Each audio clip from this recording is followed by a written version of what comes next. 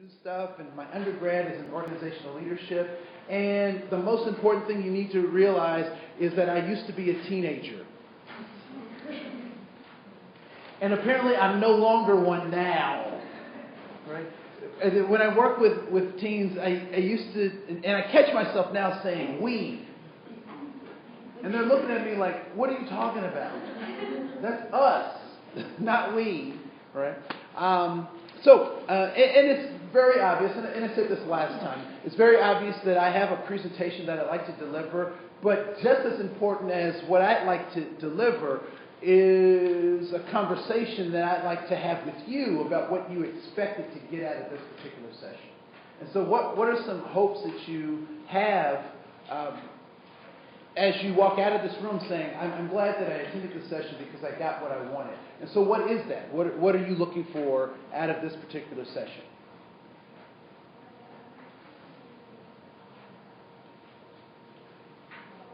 Yes. I would love to hear some of your ideas about how to work with teams that will say goals. It's really hard for some of them, at least for the ones that I'm working with, to find goals that they can follow. Okay. They don't know what they want. They don't know what they want, right? So teams don't know what they want, and you want some tips on how to help them get that. Yeah, how can I help them to find their own goals and not my goals? Right. So how do you help them find their own goals and not your goals? All right? Cool. Hopefully we will talk about that. That's part of my plan. Yeah. All right?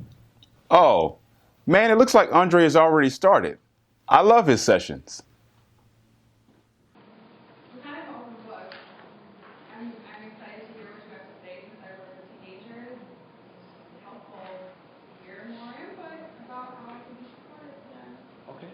Cool. Yes. I work with some kids that that have like very limited options in front of them. Like for example, they're interested in they're American.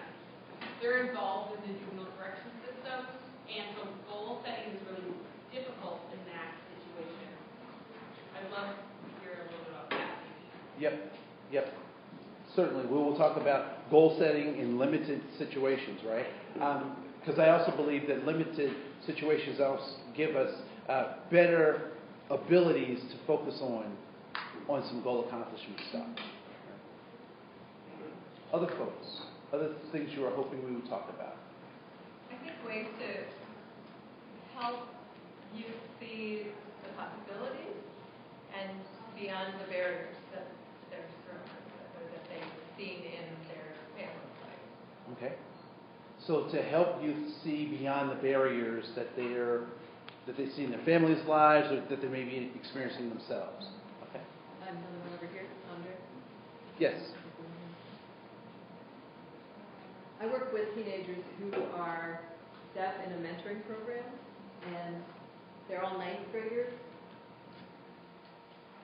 And she's African American, and also with her, I have a real struggle with what are your goals, what can happen in your life, and like what are these goals for a young black girl in the cities? Where can she work? What are her options? I feel like I don't know. Well, we'll try to identify that. Cool. I did see a hand back here. Was it a hand? Thumbs up, I agree. Okay, thumbs up. You agree. All right, great. And also kind of our practical goals about like, a lot of times I'll work with young people like I'm gonna, be a professional basketball player, football player, and that's great, but a very small percentage of people will make that. So how can we, without dashing their dreams, work on maybe some more practical options if that doesn't fall through? Yep. Yeah. I think rapper is another one, right? So kids will say, I want to be a rapper. All right. Well, without dashing their dreams, and we can make this very realistic, how many poems have you written? How many poems have you read? If you want to be a rapper, how many have you read? If you want to be a professional athlete, how many push-ups did you do today? How many are you planning to do tomorrow? Do you have 6 or 7 hours just to shoot free throws? So when we start putting things in perspective for them, without dashing their hopes, because if they're willing to do the work, they certainly can achieve those goals. But unfortunately, we live in America where we're entitled to everything. I'm entitled to be rich, which is why I go on The Bachelor or Bachelorette, whichever, same show, right? So that is a tool you can use to help them decide their goals. So before we get into more conversation, I want to show a video, and I want to get your response to this video in terms of what might be, and we're going to pay particular attention to the young man. He is the protagonist in this video clip. And I want you to explore. Now, we are guesstimating. We do not know for sure. But I want you to think about what might this young person's attitude be, and what kind of goal setting might he be engaging in based on his attitude. All right? So we're making lots of assumptions and presumptions, and that's good for this hypothetical situation that we're about to see. All right? So if my computer is working with me, this should come right up.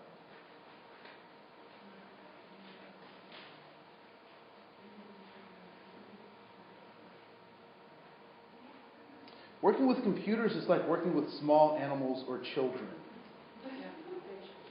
You have to be patient, and you never know if they're going to do what they're supposed to do, right? So we're pulling it up. So while we're waiting on that to kind of pull up or whatnot, how might you define an attitude, or how has an attitude been defined for you? What is an attitude? Approach something. It's the way you approach something, okay? Attitude. Body language. It's body language. Emotions. It's emotions, all right? What is an attitude? Response. A response. When adults talk about attitudes, what are adults typically talking about? I mean, my parents would say, boy, you have an attitude. You better do something about that. Right? So what are adults talking about when they talk about it? Okay, so the tone of voice. All right, what else? The word choice. The word choice. Body language. Body language. Facial expressions. Gestures. Negativity. All right? And I want to say thank you for all of those. And in terms of attitudes, as I was growing up, my parents would describe themselves as being old school. That's how they would describe themselves. It looks like my video's coming up. So I'm going to stop there and work with my video.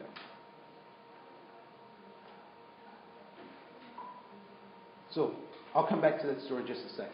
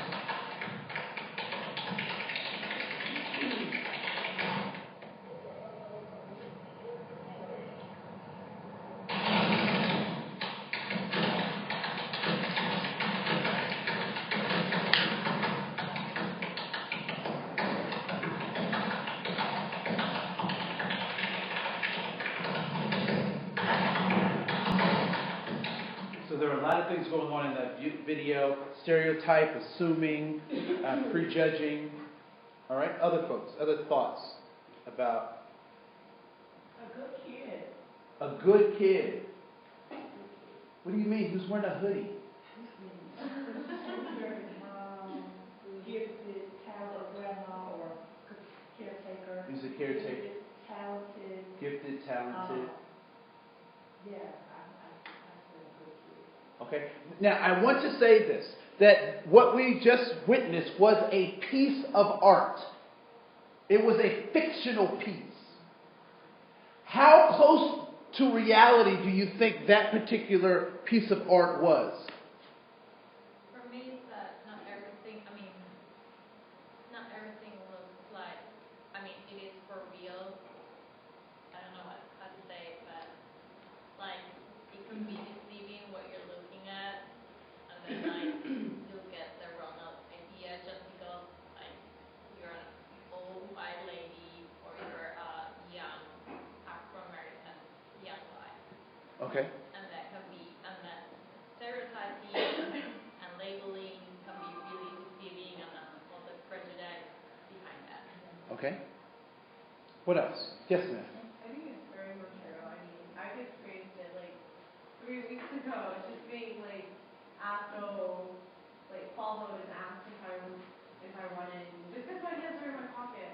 And I like my hands warm, but sure, it seemed like I was trying to steal something. So it's really uncomfortable. And it's actually like in the Golden Rule building. So Wow. yeah. Wow. All right. Other quotes. Is this close to reality, or is this not very close to reality at all? I think there's definitely truth in it. Okay. In maybe not as characterized as that was, but it was also focused.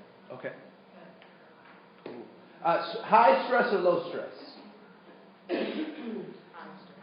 High stress.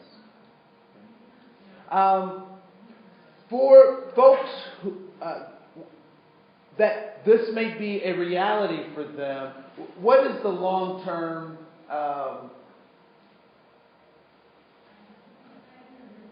effects of high-stress situations like that?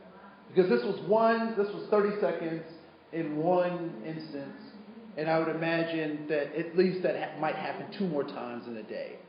Yes? I used to joke with some of my friends, they would say, like, oh, they love scary movies, right? And I would say, well, I don't like scary movies because I could just walk into Target, and that's a scary experience for me. Because I don't want to be assumed that I'm going to be taking something, or being destructive, or I don't know, whatever the assumption is that I might be doing, scandalizing or nervous. But I know I've felt that as a young person, I think, especially.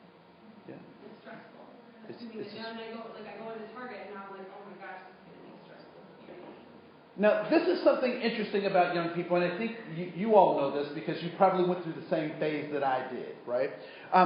Young people have an interesting way of creating logic for themselves because it's actually not logical, but it makes sense to them. And young people will typically say, well, if you think I'm doing it, then I may as well do it. Right? Anyone, personally, have you had that rationalization for yourself? Right? Whatever it is. It could be any number of things. So if you think I'm doing it, I may as well do it. If I'm going to get in trouble for it anyway, I may as well have done it. I was just being honest. Right? Yeah. I was the crier because my parents did spank. So I was the crier because I know that's what they wanted. So they get whatever tool they were going to use, and I'd be like, no, I'm so sorry, oh. But I had a brother who, he was tough. And tough is not good when your parents are spanking. Because he's like, I can take it. I was like, dude, I'm falling out. I'm telling you right now. So I want you to think about it in terms of his attitude. Now, is he more likely to engage the world in a positive way, or is he just as likely to approach the world in a very hesitant way in terms of his interactions with the world, given that particular situation? What do you think? Yes, ma'am. Well, I guess it depends because if you're looking through the camera and you're looking on that Asian photo there, is that the lens of the human? Because that's different too, right? Because that's his perspective that maybe that Asian man is the suicide human of that way itself. And maybe reality is not like different films, races, and a lot of people.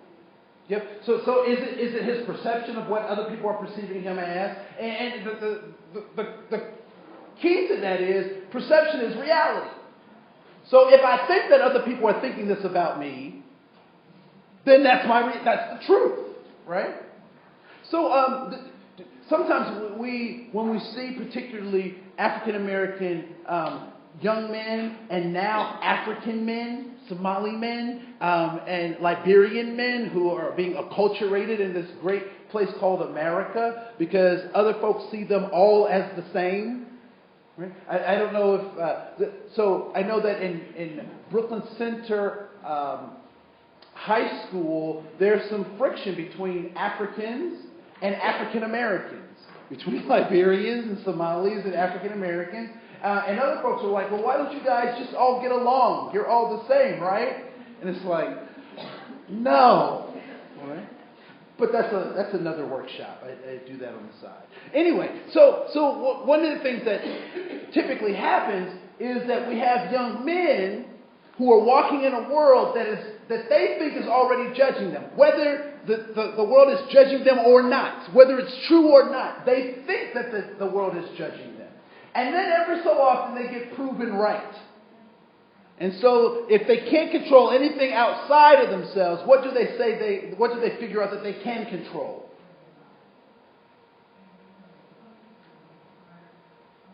If I can't control anything outside of me, what do I have control over? Over me.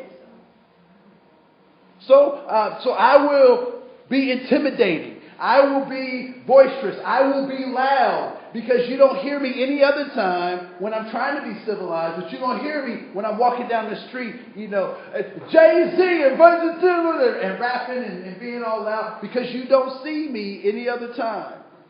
It's funny, and teens in particular get really strange at crosswalks. I don't know if you've ever noticed this, right? So be it a cross light or at a stop sign, you're sitting there in the car and these people are walking so slow, right? And I live over north, and so one of the things that I also think is funny is I pay for the sidewalks. I pay taxes for the sidewalks, and they insist on walking in the middle of the street and get mad at me because I got bumpers on my car. Right? But one of the things that they're saying is, I don't have any power or control anything else, but I'm going to control this. And you can't make me walk on the sidewalk. You can't make me stop singing loud or talking loud. And guess what my objective is? It's not to make them quiet. It is to make them be seen, but in a more productive way. All right?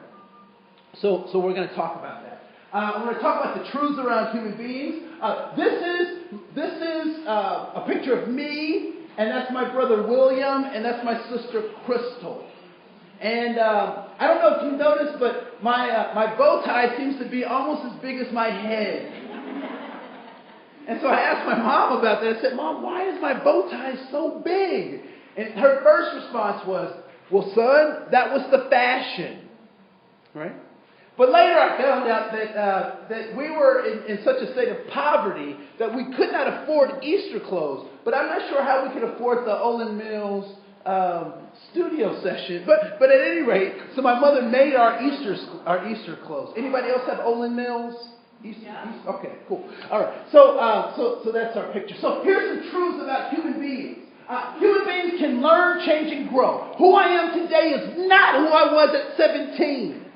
If you look at the front part of your handout, that's a picture of me and my friend Samisha and Sharon. And I know that looks scary that we're holding guns and that kind of stuff, but context is everything.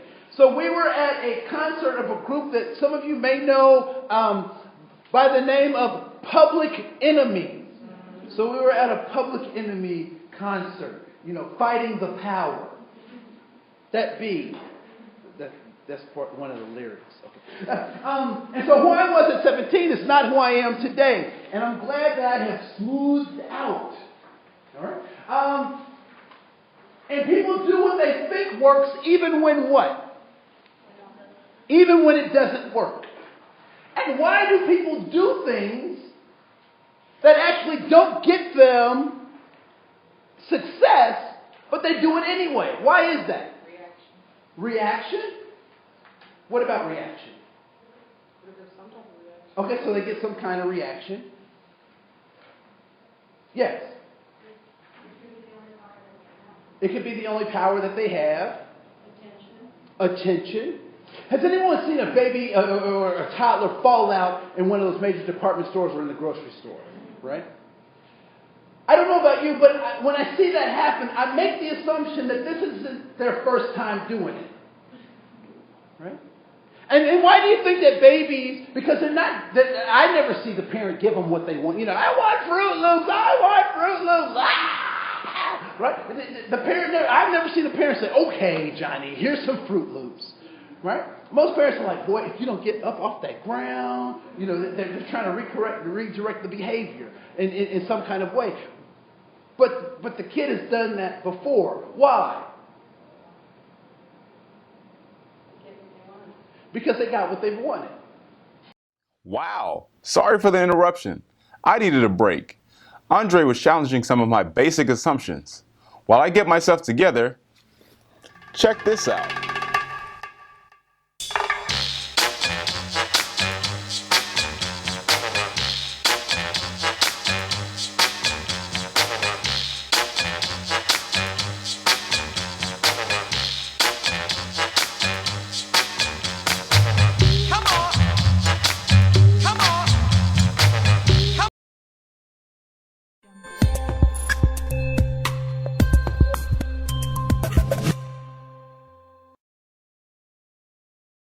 I've had this problem. Big problem. I really needed A good school. And I kept searching. and searching.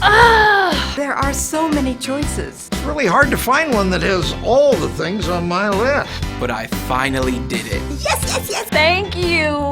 If you are looking for one as well, look no further. Here's a really good one. Just use mine. Use mine. I'm very satisfied. Definitely recommend. Problem gone. Thank you. Okay, Andre was telling the truth. I got it together. Let's get back to the lesson. Awesome. Whatever that might be. At some point, that falling out thing got them some success. And so as human beings, we build on success. And so what we say is, if that behavior worked in the past, get all things considered, that behavior should work in the present, which also means that I will use that behavior when? In the future. So when will that baby, for example, change his or her behavior? When will their behavior change? But it's not working right now. So they're not getting Fruit Loops, but they keep doing it. Yes? They'll change when they somehow figure out a different behavior that will get them what they want. Before they have to figure that out, they have to recognize that this behavior doesn't work. Because we know that the behavior doesn't work. The parents know that the behavior doesn't work. But who's failing to realize that? The child. And so the behavior will change when the child decides or figures out that behavior is not working. They could be 35 before that happens, but at least it happens. Right? So, people do what they think works even when it doesn't. And all human behavior is goal-directed. Everybody does something that they believe will help them accomplish their goal. Maybe I'm a pessimist, or in my old age I'm getting grouchy or whatever. But I don't believe in true altruism. I think people do things because they get some kind of benefit out of it, even if it's just an emotional benefit. But people do stuff to get something out of it. And lastly, that attitude is a reaction to a goal. You guys gave me great definitions for an attitude, but those definitions were inadequate for my parents. I told you earlier, my parents were old school, and they were raised by old school people. And so my parents would say crazy stuff to try to get us to act right. Because my parents went to college, and they said, we have these fancy degrees, and so we're going to raise you better than our parents raised us. So they tried to use psychology, they used sociology to help us change our behaviors. And when that didn't work, they went back to what they knew, which was yelling and screaming. And so my father would say just crazy stuff. He'd say, boy, I don't like your attitude. You better fix your face. And so I'd go, right? And I get sent to my room. Or my mother would say, say crazy stuff because she just cut to the chase. And she'd say, boy, you better go to your room till you learn how to act. So I'd go in my room for a while. I'd get my act together. I opened up the hallway door and I would say, to be or not to be. I spent a lot of time in my room. But even as a late bloomer, I finally got it in terms of what they were talking about in terms of an attitude. You see, my dad was my pastor, so growing up, I was a preacher's kid. And on Sunday, we would go to church from 7:30 a.m. to 11:30 p.m. We stop at 3 o'clock for chicken, not because we're black, but because chicken is delicious. So all day Sunday is church. Friday night, I'd ask my dad for the car. And because my dad loves me, what does he say? He says, yes, he loves me. So I get the keys. I'm hanging out with my friends. I fill the car up with gas. I come home before curfew. And my dad says I have what kind of an attitude? I have a good attitude.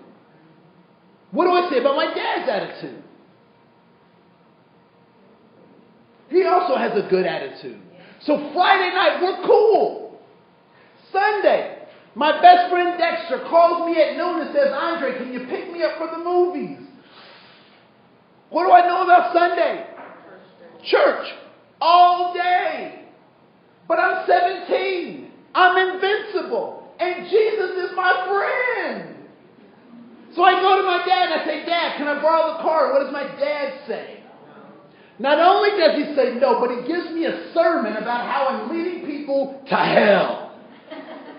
The worst consequence of my household was that you could go to hell. And you could either go to hell on your own or my dad would show you the way.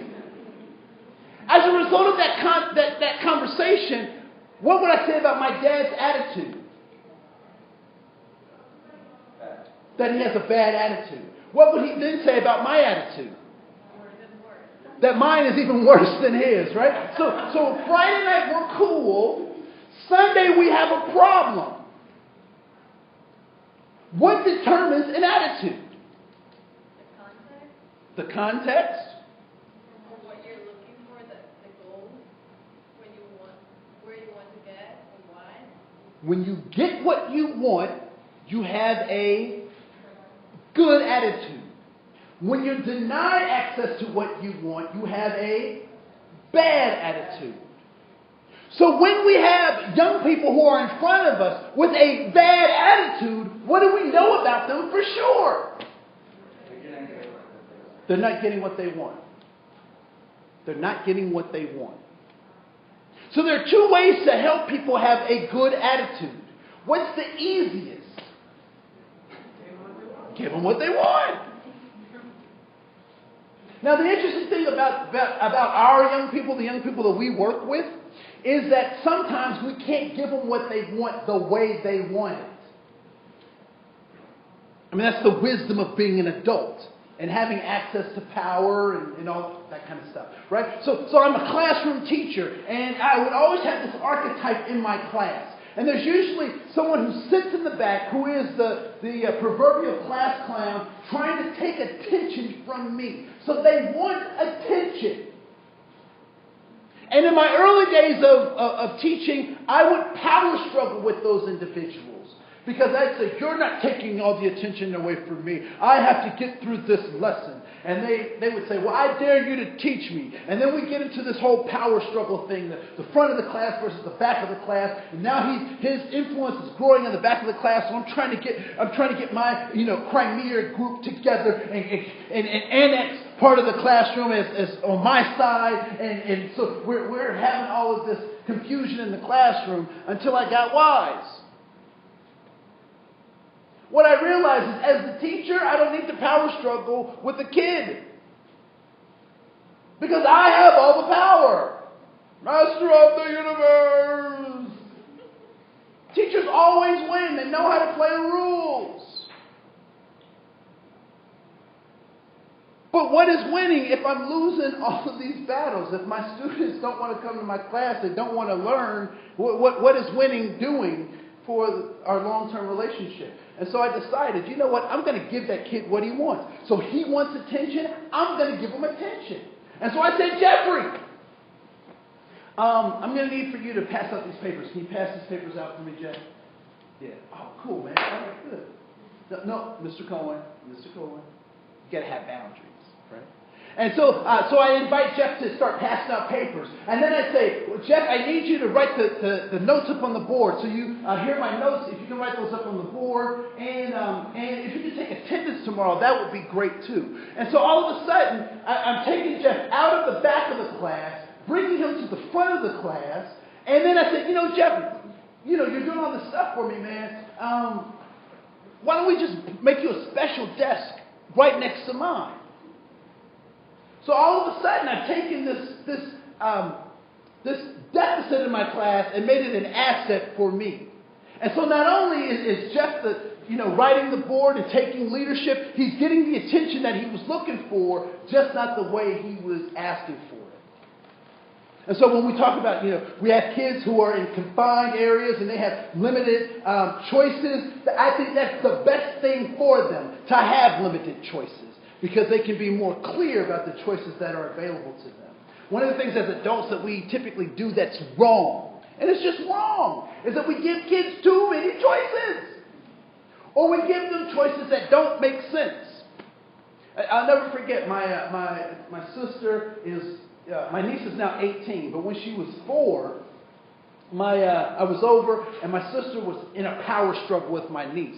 And she was like, you're going to eat these peas. And the baby's like, She's like, yes, you're going to eat these peas. And the baby's like, no, no, no. And so I came over, and I'm watching this stuff. And I was like, Chris, just chill out, right? So what's the big deal about these peas?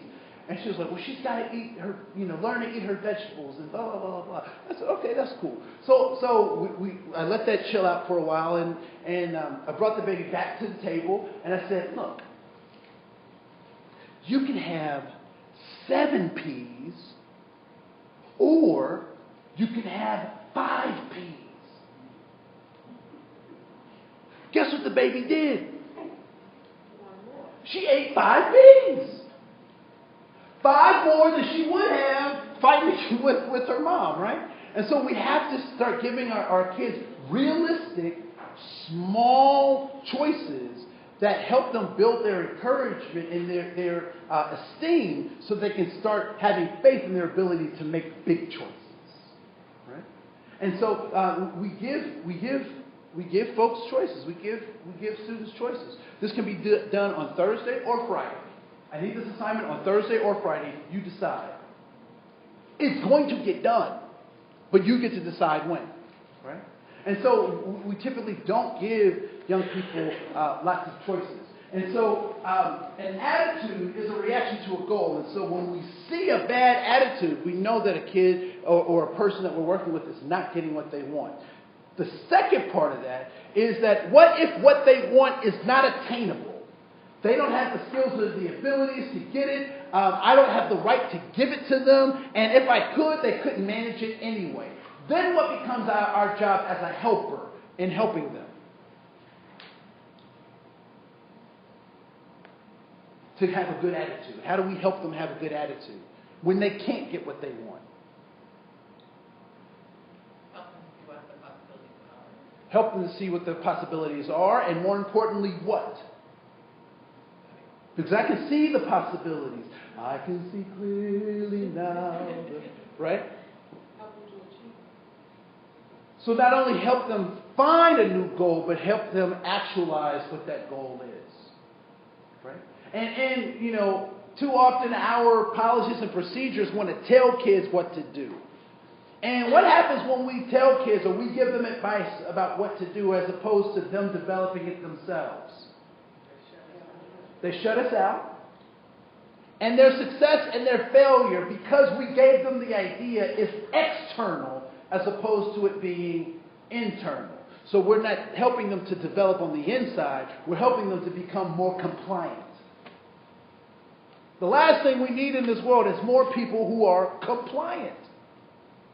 We need thinkers. We need movers. We need shakers. All right? So let's go to your handout.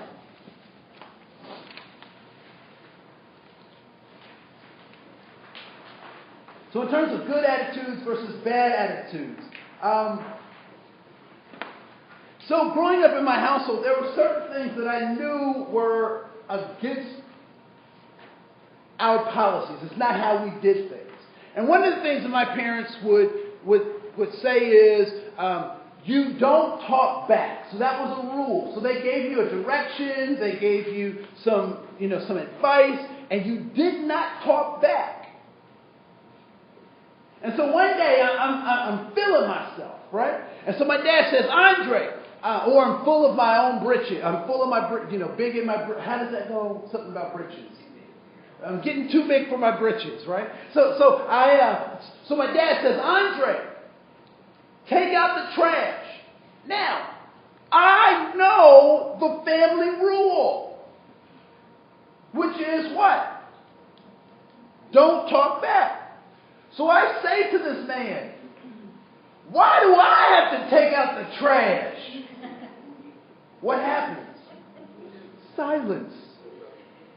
And then he repeats it. Boy, I said take out the trash.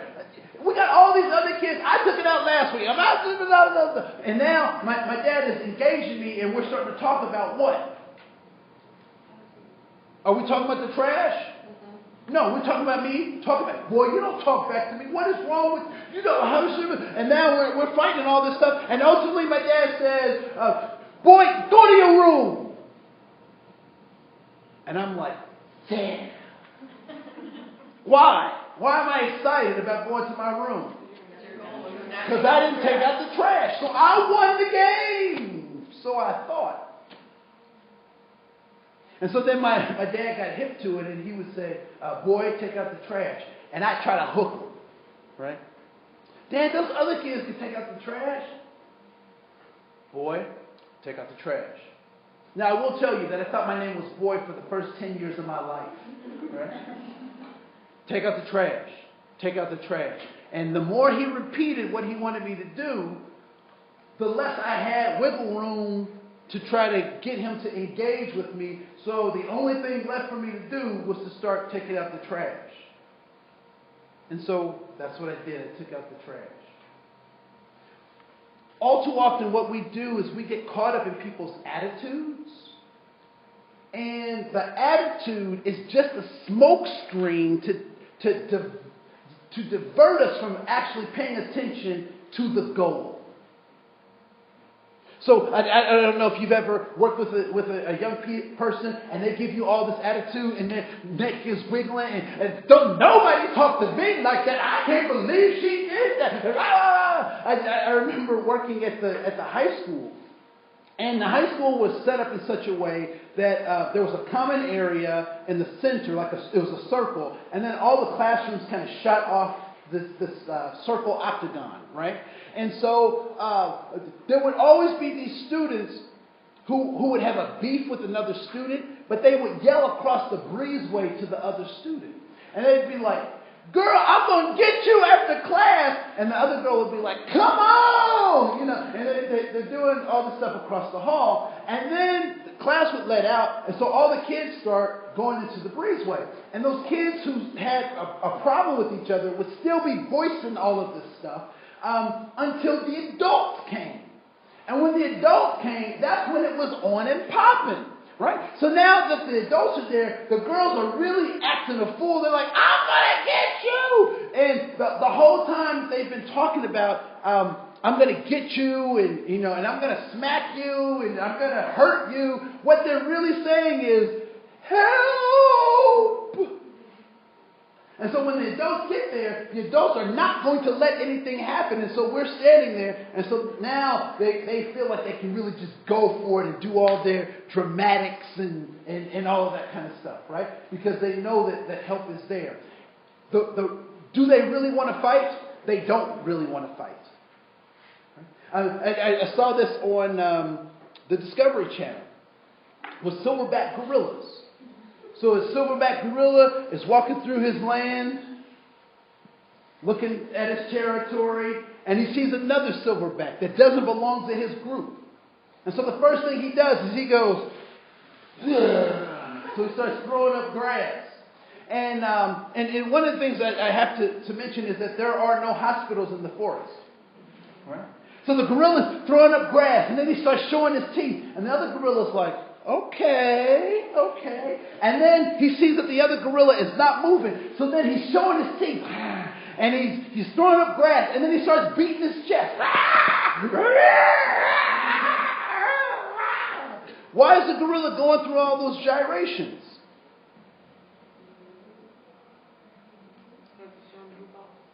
He wants to show him who's boss. Right? Why else is he going through all those gyrations?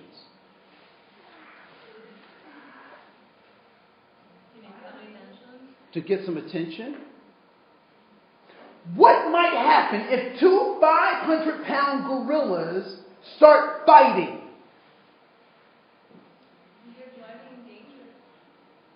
And there are no hospitals in the forest.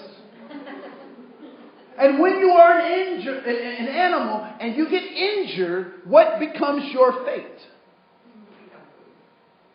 Death. Right? And so they're acting out like that because what they're saying to the other gorilla is, look, man, I really don't want to fight. Please take this as a cue to go away. The people that we work with do the same thing.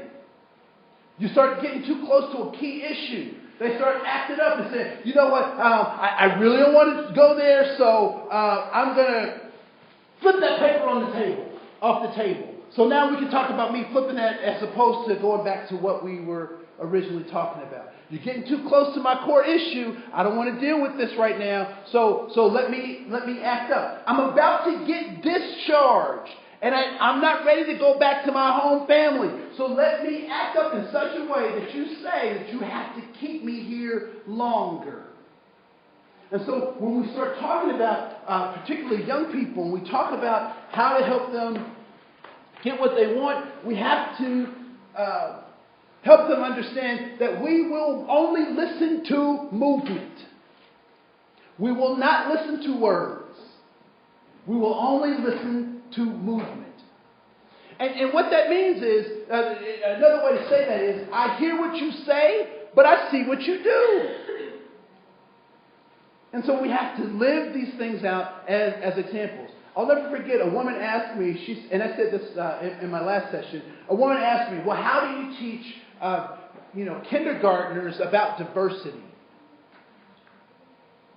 Guess what I told her? You don't. Don't talk to kindergartners about that. You teach them the golden rule. He who makes the gold makes the rules. No, that's my dad's golden rule, right? So do unto others as you'd have them do unto you. That's their diversity lesson. But they're not going to listen to what you say if they don't see it in your life. So if they don't see diverse folks at the dinner table, they're not going to buy what you're saying with your lip service. If you don't go to cultural events where other people that don't necessarily look like you or your family are, you don't have relationships with folks, they're not going to buy what it is that you say because we only listen to movement. And when my parents figured that out, that kind of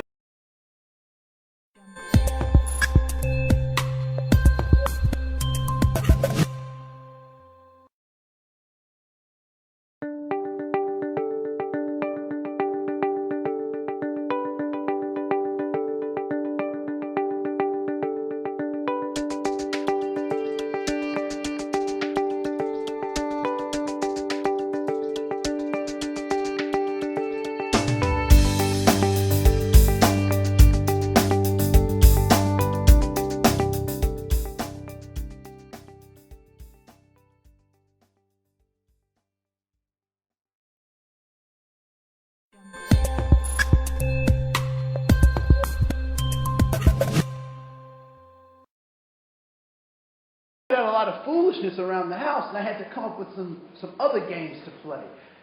But that's another workshop too. All right. So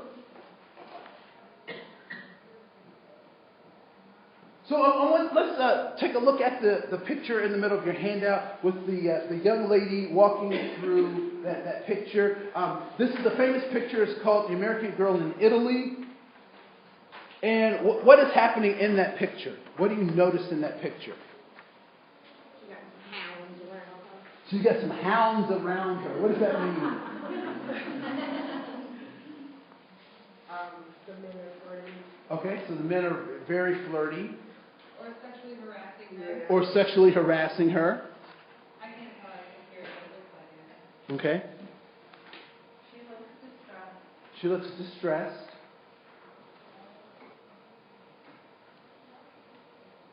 Is she going to be able to be or give her 100% best to her destination? No, she may not be able to give that. Again, we're surmising.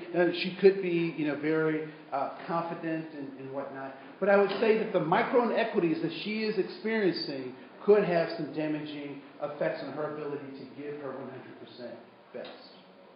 All right? And so when we talk about young people, we have to understand that racism and ableism and poverty and heterosexism can sometimes be a barrier to goal achievement, to having a good attitude. Right? And so ultimately, what is it that our young people want? What is their goal? And how do I help them to accomplish their goal? Bring it down? I don't know how. That's not your answer. Yeah. They're just going for the wall, I think, so they're getting drowned out. Okay. I know, I'm sorry. I know. Yeah, no. I will do my best. I know. You went through a powerful speaking voice. Yeah, but I can only be me, so I will do my best. Nothing. So what are humans' goals? Human goals are very simple. If you look at the bottom of your handout,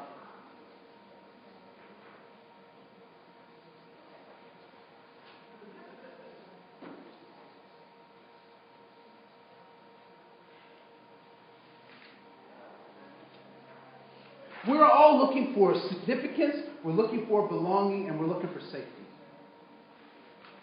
We're looking for significance, belonging, and safety. What significance says is that I am a person with purpose and power, that I have a reason for living, either one that I find out about or one that I decide to have.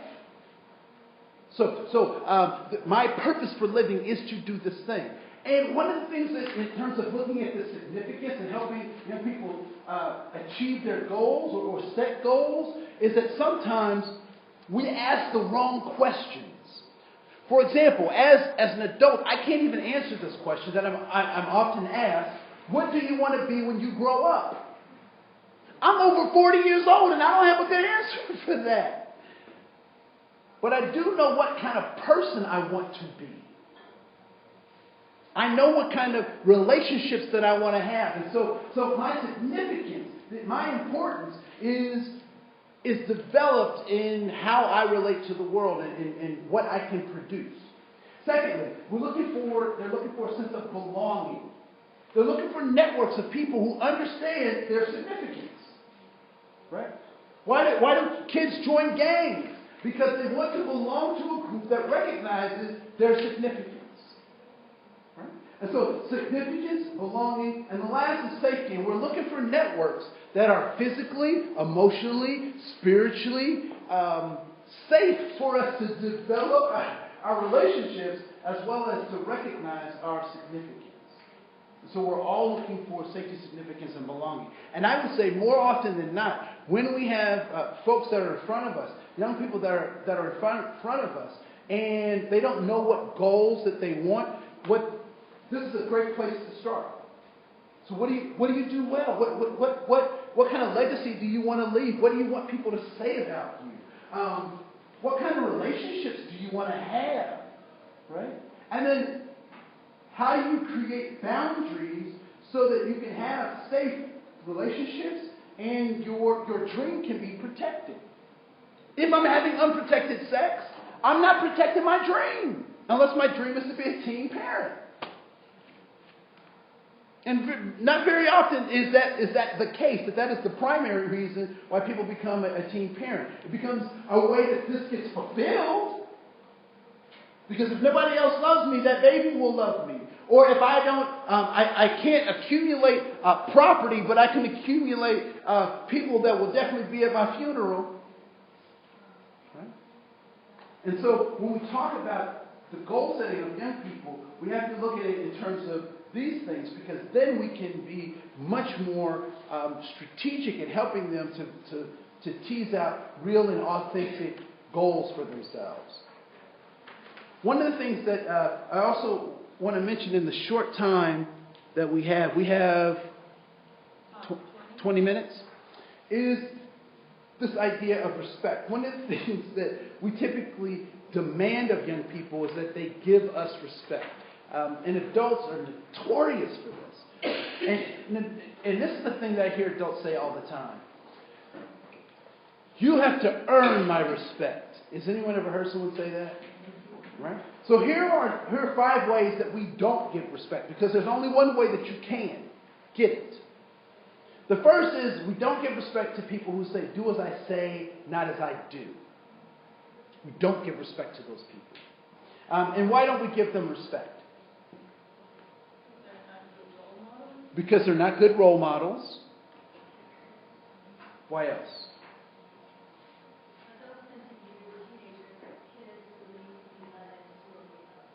Yep. Adults tend to look at teenager as kids, goats, as opposed to smaller people.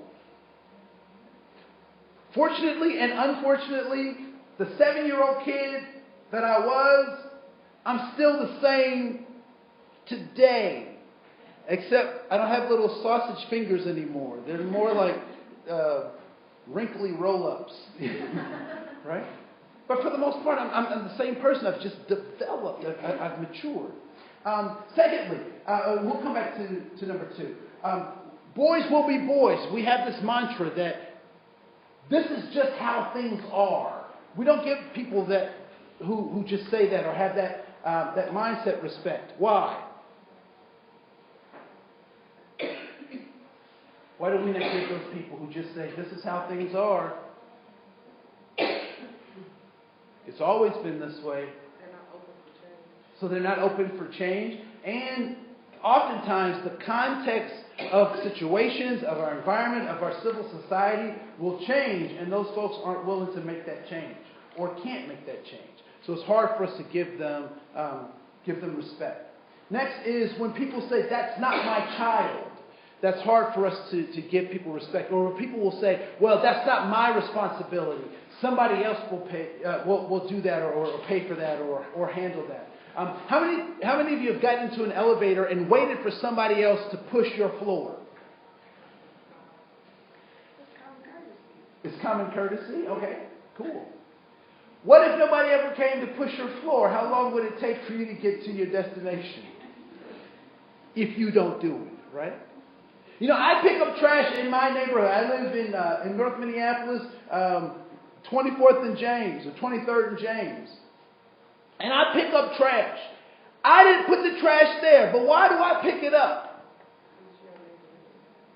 What's that? It's your neighborhood. Because it's my neighborhood, and I want other people to see me picking up their trash. Right? Because that's how you get respect. And lastly, and this changed how I did a lot of things in my life, when I saw disrespect as an act of violence. So when violence happens, what's the emotional residue of that violence? How do people feel after violence has happened?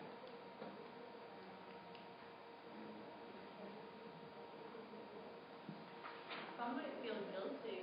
Okay, so someone might feel guilty. What else? Sad. Brave. Brave. Afraid. Afraid. What's that? Protected? Oh, protective. Okay, sorry. Hurt, anger, resentment. One also might say that when disrespect is enacted on a person, those same emotions come up for them as well. And so disrespect is seen as an act of violence. And I have to tell you, when I came to that realization, I was less likely to be as sarcastic as I was because I recognized that sarcasm is an act of violence. Is an act of violence. Cursing in the workplace is an act of violence. It is not designed to lift people up. It is designed to tear people down. And so number 2, earn my respect. The only way that you can get respect is to give it. And you have to give it in the face of disrespect. There's a restaurant that I went to, and it was a Saturday morning. It was about 10:30 in the morning. I was just going to grab some lunch and get going and whatnot. And so I walk into this bar restaurant, and the ordering station for takeout was at the bar. So I go up to the bar to look at the menu and whatnot. And there's a guy at the end of the bar who's red-faced and drunk. And I don't know about you, but drunk people are unpredictable, right? So I'm not afraid of fighting because I can get down. But they're just unpredictable. You never know what they're going to do. And so I close my menu and hand it to the server, and the guy moves from the end of the bar and sits right next to me. And I'm like, oh, here we go, right? And so we start off with small talk and just kind of, the weather and all that kind of stuff. And then he breaks into the thesis of why he sat next to me. And he leans over to me and he says, you know what? I don't like niggers. And I'm like, that's a heck of an introduction. I mean, how do you follow that up, right? And so I do what any good Minnesotan would do. I change the subject. So I ignore it and I just kind of go on to something else. And then something in my spirit says, no, don't ignore that. Talk about it. So I asked him, I said, sir, well, when you use that word, what are you talking about? He said, well, I'm talking about, ignorant, uneducated, living off the system, ghetto, illiterate, blah, blah, blah, blah, blah. So he had all this negative stuff to say. And I said, sir, do you know any white people who fit that description? He said, yeah. I said, how about those Vikings? We started talking about the Vikings and whatnot. And so then he leans over to me and he said, you know what? I don't like niggers, but I like you. Now that felt like it felt like a compliment, but it didn't feel like a compliment, right? So I'm really puzzled by this. So I said, sir, what is it about me that you like?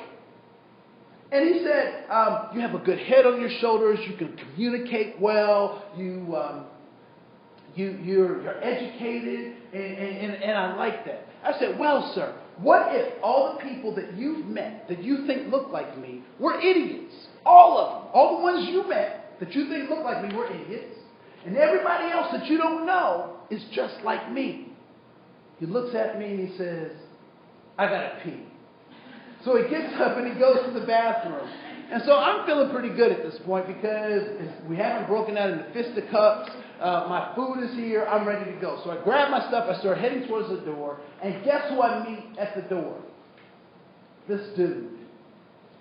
He was coming out the restroom. He had brushed his hair over to the side. There were water driplets on his face. And he has a damp paper towel. And he reaches out to me with this damp paper towel. And he says, I raise chickens. If you ever need fresh eggs, give me a call. So I take the napkin. I go my way. He goes his way. I never called him about chicken.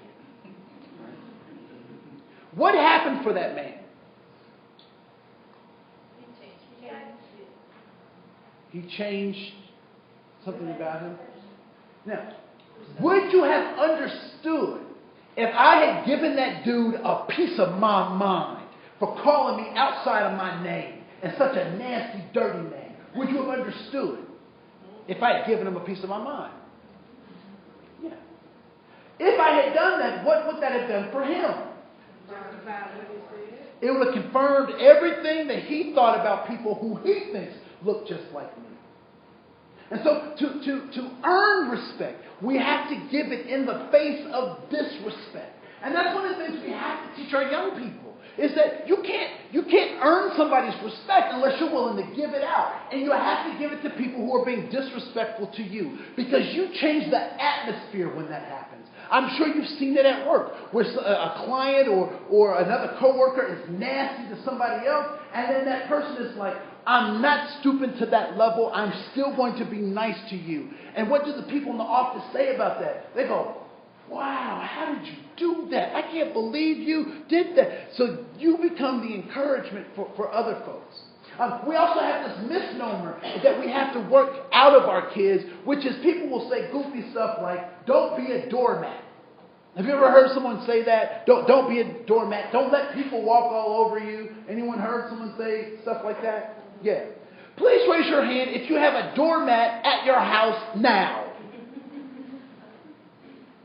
What is the purpose of a doormat?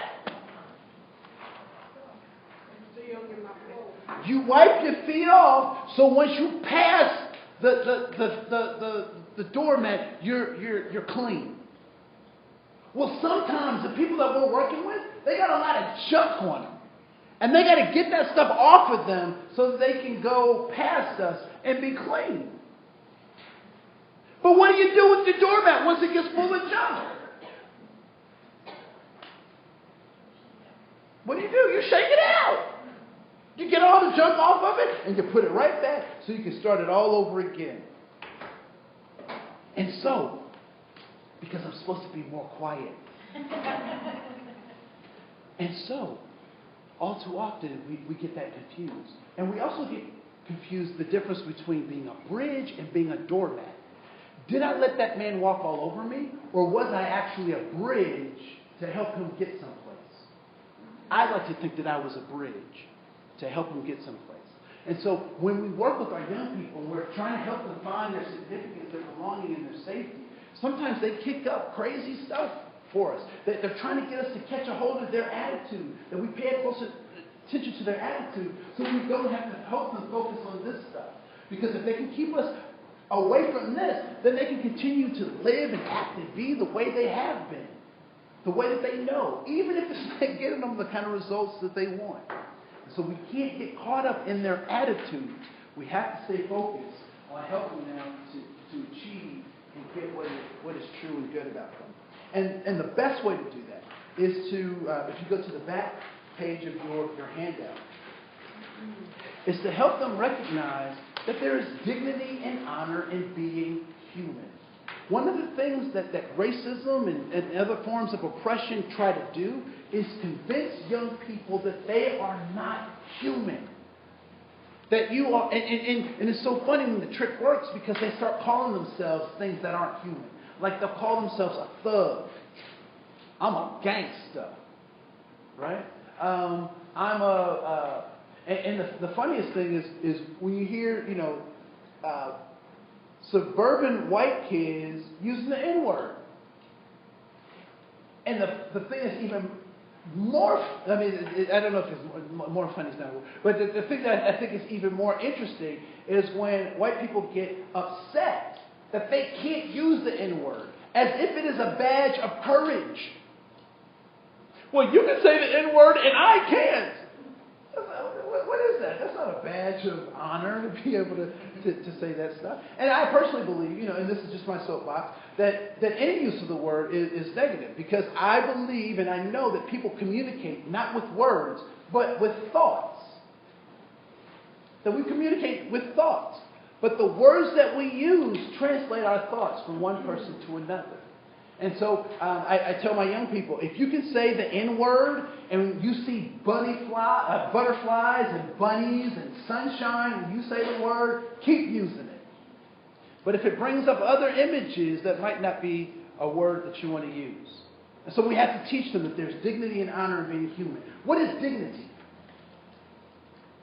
Is it something that you have or something that you give? It's a trick question. It's both, right? So dignity is something that you have, and it is also something that you give. I do not give the people who are on the freeways money. I do not give them money, but I do give them dignity. I look them in the eye. I try to keep a stash of gift cards from Subway or some other place, and I, when it's appropriate, I'll give them a gift card to go get something to eat or whatnot. But the thing I want them to know is that you are still human, even though you may be in a down and out position or you may be a scammer. But you're still human. So we give that dignity to other people. Lastly, honor. What is honor? It's the highest form of respect. And we typically give honor to people who have done things for us that we could not do for ourselves. But I will tell you, with our young people, if we don't lift them up and tell them how great they are, there are certainly tons of opportunities for TV, movies, media, the internet to tell them how horrible, nasty, and despicable they are. And so it is up to us to lift them up until they see what we see. Being. Please raise your hand if you passed a test or you purchased a ticket that made you eligible to be born. None of us have done anything to bring ourselves here. We only accepted an invitation. I don't want to think about how that invitation came. It's disgusting. But we all accepted an invitation, and now we're figuring out what it means to be human. And I will submit this to you, that there are only three ways that our humanity can be seen. One is when we are in direct relationship, an authentic relationship with another human being. If I'm on a deserted island like Tom Hanks in that movie Castaway, it is hard for me to express my humanity without being in that relationship, which is why he created Wilson, the other person that was on the island with him, right? So he could maintain his humanity. Secondly, that our humanity can only be enacted when we are in the service of other people and not primarily in our own service. So our humanity is magnified when we're in the service of other people. And so when we get our team, sometimes they get so wrapped up in themselves that they don't see how their behaviors, their actions, or their power could be used to help other people. And I have to tell you, American idolatry doesn't help.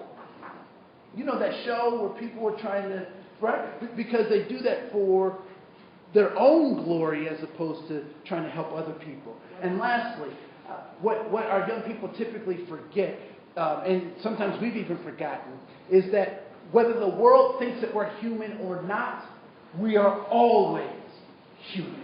Whether they treat us as if we're human or not, we are always human. My name is Andre Koen. Thank you so much for your time.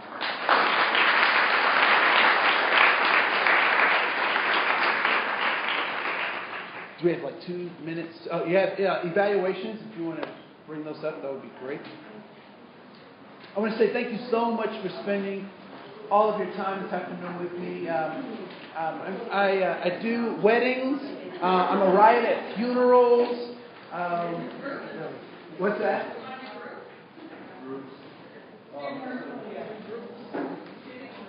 Do you want to do student groups? Yeah, I do groups. Yeah. I was just joking. I don't do weddings anymore. No, but I do student groups. Yeah. So let me know if there's any way that I can be helpful. I would love to do so. My contact information should be on there somewhere, but you also can find me in the program book. And if you Google my name and nothing comes up, there's something wrong with Google. Thank you. Have a great weekend. This is Thursday.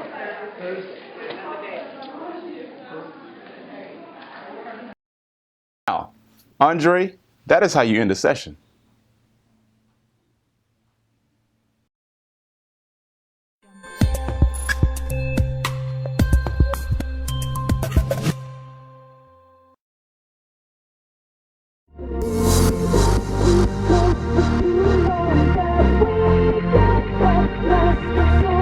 I just want to say thank you for joining us here at AM Horizons Training Group. If you have any other questions, feel free to email us, and you can reach me at andre@amhorizons.com. Or you can give us a call at 651-998-9376. We look forward to helping you nurture your seeds of change.